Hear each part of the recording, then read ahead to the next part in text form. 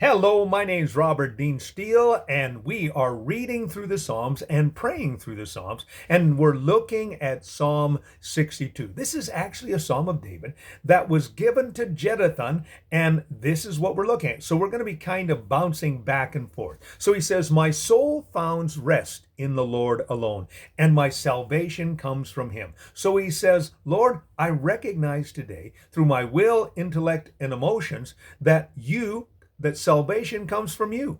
You alone are my rock, my salvation, my fortress. And because of these three wonderful truths, he says, I am not going to be shaken.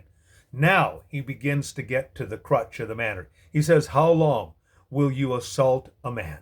Would you throw him down the leaning of the wall or a tottering fence? He says, that's how I feel. I feel like a leaning wall and a tottering fence. He says, now they fully intend to topple him from his lofty pace, and they will delight in lies. So what his enemies are trying to do is they're trying to topple his dynasty and his influence through lies. With their mouths, they bless, but with their hearts, they curse. So they come across like, hey, we're your friends, but secretly, they are stabbing him in the back with lies and deceit.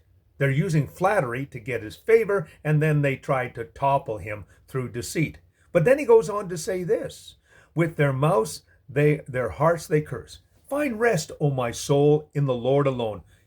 My hope comes from him. So he says, soul, what you need to do is put your hope alone in the Lord and recognize that he is our rock and our salvation. He's our place of safety, our place of security, our place of consistency. We need that today. And then he goes on to say, he's my fortress, and because of that, I am not going to be shaken. When you put your trust in the Lord and in his goodness and loves, you're not going to be shaken. Isn't that great? My salvation and my honor belong to the Lord. He says, and my righty rock and my refuge. Again, he's using that place of security.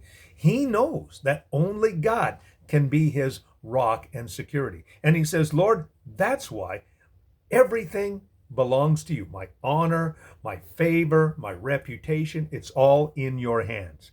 Trust in him at all times, O people, and pour out your hearts to him, for he is our refuge. Now he's talking to those, of course, that are around him.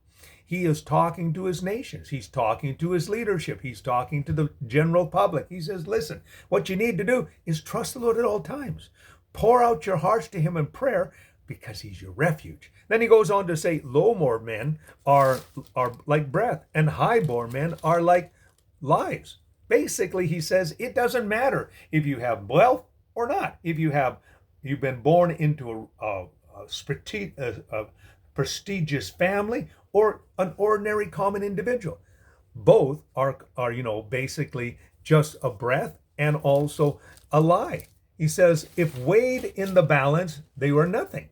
Together they are only a breath.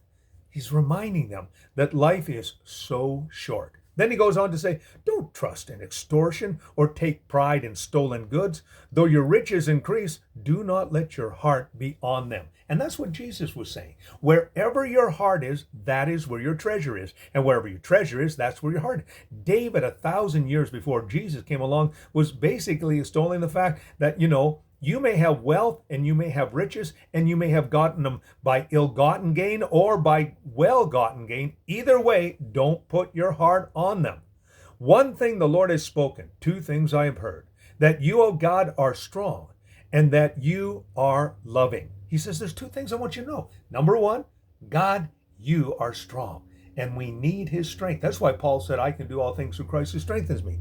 And secondly, Lord, you are loving. That's what John said in 1 John 4:8. He says this, surely you reward the person according to what he's done. Basically, he's saying, Lord, there is a consequence of following you. It's called success and prosperity. It is also eternal and abundant life. And if we follow the other path, well, we are recorded accordingly as well. A little thought for you. That's Psalm 62. My name's Robert Dean Steele. We're praying through the Psalms.